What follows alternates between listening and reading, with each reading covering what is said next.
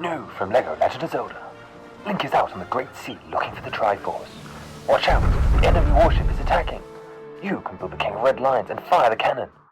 Yeah! Build the King of Red Lions. Direct hit. Salvage the treasure and read the secret map. Oh no, the big Octo is out to get you. Dodge the tentacles and take out the eye. The Triforce piece is yours for the taking. The new Zelda collection from LEGO and Nintendo. All set sold separately. Good morning everybody, and I hope you enjoyed that intro, because today we are back taking a look at Z004, the Great Sea Adventure, for potentially, I guess, the last time, because it is now in its complete form, as you were able to tell from that recreation of a Hay commercial, where of course we have the big Octo, who in Octane fashion is now falling apart on screen, the King of Red Lions, a warship, and now an island of the Great Sea to complete this model for the first time. And I want to take you through the play features, specifically with this guy, obviously, because you've not seen the island before, as well as the final updates, and then talk a little bit about how I think this set holds up now, potentially over 6 years on from its original design, because this was one of the first models done in part of Wave 1 back in 2020. It is now 2026, halfway through at the time of recording, and yet this model has still held up well in most capacities. But it is also the first example of play in a box that we ever sort of looked at, and you can sort of customize the adventure between our various factions, and of course giving us some iconic elements such as the King of Red Lions and Toon Link. With the exclusion of the minifigure lineup, this is actually now the complete model, and everything here has a couple of play features. So let's just, well, without any further ado really, let's just start running through them. Of course, the largest draw is the giant buildable big Octo, a sort of overlooked mob from the game. However, one that sort of takes in a major story role with trapping the Great Fairies, and of course also being how you unlock Zephos, Cyclos and the fast travel in the game as well. It was also just supposed to be a sort of a fun creature that can sort of be picked up, tossed around, look a little bit different, and sort of highlight those values of exploration, which was the main theme of this set, which isn't any specific island, but more so the concept of exploring on the Great Sea. So you can take your King of Red Lions and you can have an encounter, of course, where this Leviathan sort of smashes away at the boat and so on like this, and sort of take Links out, or of course you can have him sort of wave around in the air maliciously or spin, and of course he's on various different boat studs to allow this to be possible. You've of course got all the recreated details. Of course we've talked about the arms already, but you can see various copies of the Dream's Eye as I spin it around. There are 3 on each side, making for a total of 12 in this model here. And of course, this is designed to be battled with as well, specifically in capacity with our King of Red Lions. The King of Red Lions was also designed to be sort of posable and so on. Let's take Purist Toon Link out of the way. You've got 2 studs on the back of the boat for Link to stand, as well as an area where you could have him sit and listen to the King of Red Lions. At the moment I've got the sail attachment on, mostly for display it shows, but that easily comes off, leaving space for a cannon to be attached. And then you can turn the neck around and have the King of Red Lions actually talk to Link like he does in the game, fully posable. The King has actually been simplified, and this has been done deliberately in order to sort of just fit the scaling, but also just make this something sort of really easy and sort of playable as well, which it always would be. But I didn't want to go too big with it. I didn't want to go too deep with it. I didn't want it to sort of stand or fall over easily. I just wanted it to be a nice and simple King of Red Lions that people could interact with as well. So here you can see that model as well. I really like the face sculpting, where we have the sort of horns here to slope down for the brow pieces, as well as the bananas used for the horns. And then that sail attachment is also really nice with the pattern done with the dots tiles. And then this sits over in here just like so, and then can of course swing backwards and forwards as well. We also have this little bomb included down here, and that would have been attached to a stud shooter, which is actually currently not with the King of Red Lions. And the reason that we're looking at him when we were just talking about the Octo is because if you launch your bomb at the eye in the middle, then sort of the front pops down. And that was to show you with the bomb, but let me show you with my finger now, just to give you a smoother idea of what happens. So you just give this a poke, and then it collapses down and falls off, and that reveals whatever you have decided to put inside, which currently for us is the Great Fairy, the second and very cursed custom purist version that we have here, which is using the Orion head and arms, the Garmadon torso with removed heads, and then the new Spectral Dagronian piece. This is still something we're working on over time, but again, it's a nice placeholder.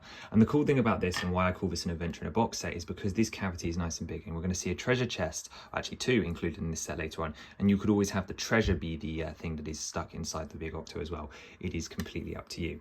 Now this was also a Wave 1 play feature, so while you might argue it's a bit janky, I actually think it's really cool that even one this old has actually been able to work, and this has been incredibly consistent at conventions over the last couple of years, and it's incredibly easy to reset. On a good day, it will actually hold itself open rather than collapsing off, but I don't really mind, and all it requires you to do is literally just push it up until there's a stud here that attaches at the top, and then you're ready to pop it down again. But we'll move our Octo out of the way for now because I want to take a look and get towards the island, which is the whole reason for making this video. But before we do that, I did promise you some treasure chests. So this is the warship, one of the common enemies of the Great Sea that you actually see across Wind Waker, or we're punning today with all the sea hut puns that we can make.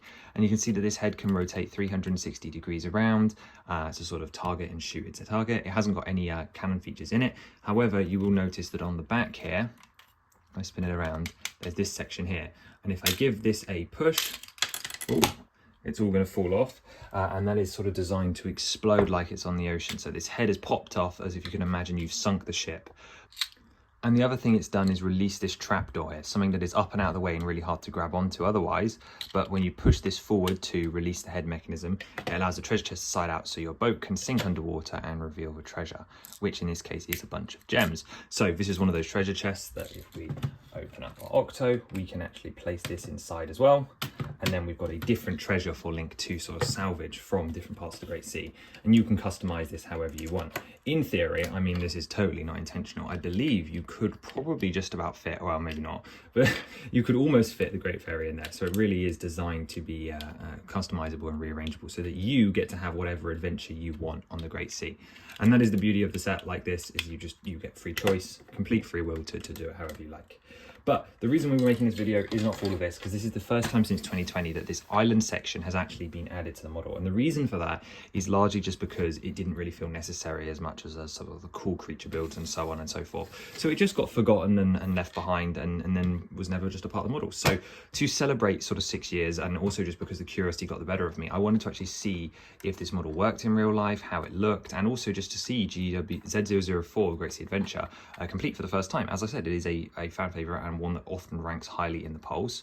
You can see that I think 6 years, this is where the model shows the most age. As while this is kind of fine, this is very rough and definitely someone that has not had as much design experience, but it's still a cute piece of terrain, and I wanted to see in its original form before we do any upgrades to it and see if we can change things out. Like all the other parts of this model, it actually does come with a couple of play features introduced. Now, I've bodged this because the treasure chest that is going to appear out of this island should probably have had its contents switched with that one, and you'll see why in a minute. Because down here on the end, we have this here, which is supposed to represent the iron boots platforms from the Wind Waker. So you would need to find the iron boots, say, I don't know, in the Octo or in the treasure chest here, as I so sink the warship first, find the iron boots, and then you could come to this island to solve the puzzle. And we'll just pretend that they're on his feet because they are in here right now. And Link is going to stomp down on here, and you'll see those are going to sort of flip off and out of the way. And it's going to reveal this treasure chest down here, which has some gems in today, but in the original set design included 2 1x1 plates that you could put on Link's feet to actually give him the iron boots.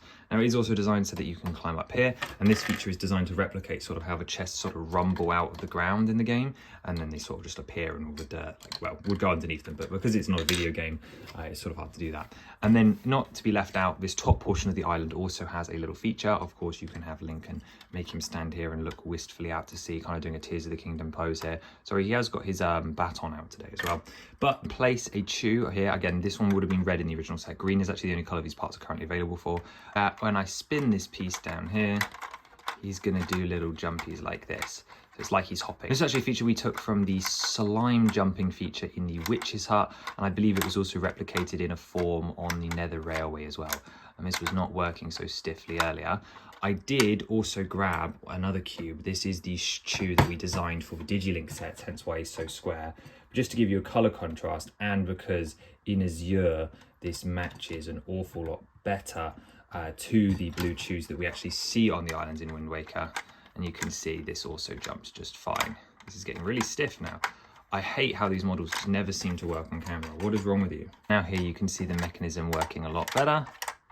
And he just jumps around and actually also does this weird little spin as well, which was not intentional, but is a lovely little feature. So that adds an extra dimension to the island as well, and means that this is completely not wasted space. So I kind of love that both the features work. As I said, it was not an expectation that 6 years later, my original designs would actually be hold up at all, and it's certainly not an expectation that they're good. I still think that in a modern sense I would like to redo this island. However, it does sort of give me this great picture of the composition for the first time and really go for that adventure in the box set. As I mentioned, the only couple of figures that were missing, that included the Cyclocephos, again, long running joke now that I cannot remember the difference between the two of them. But also it was a couple of other figures missing, like Old Man Ho-Ho, I believe. We got the Great Fairy, we've got Link.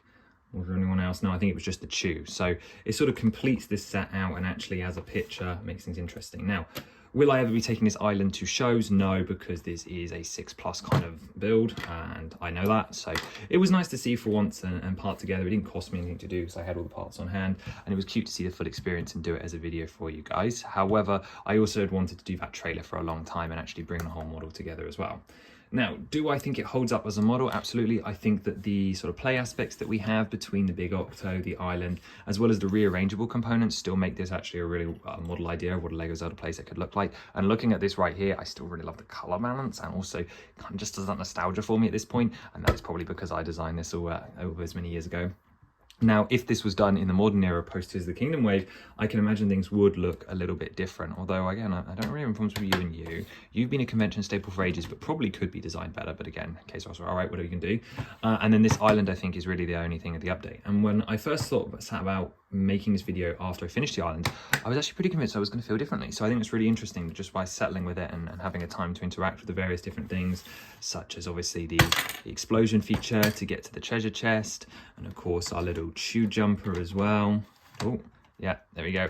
Oh, this is not an awkward angle. And of course, the infamous and probably one of the best Wave 1 play features in the form of the eye poke is just great. All of this, it just explodes. It's so kinetic. It feels fun. It reminds me of my inspirations, being the like 2012 Lord of the Rings wave and such. And I just think it's a great bit of fun and represents Wind Waker really well, specifically the Great Sea elements. Of course, feel free to disagree and let me know what you guys would change. And yeah, it was really nice to sort of revisit that nostalgic era, actually finally see this model complete and all together after 6 years, as things have changed. And it's cool to be able to have this, I think, in a final position. I will probably buy the parts permanently for an island whenever we actually have a full-time LEGO Zelda display, just to add this in. Although let me know if you think there is some specific information or things you would change about this. I think personally my only dislike is this, which is mostly for the mechanism, as I feel this mechanism could probably work better anyway, but that is a problem for a different day. And overall, I'm pretty happy with it. I mean, I would like a better Chew. I'd like better figures, I think is, yeah, as we would all know, right? Like, ideally we'd have a Wind Waker Link and so on and so forth. But overall, as the original playset from Wave 1, fingers crossed seeing it all together continues to prove to you guys that it is actually really cool. And I really hope you enjoyed the opening. And in the meantime, let me know what you thought of the set down below. And we will see you again very soon. Have a wonderful rest of your day. Bye-bye.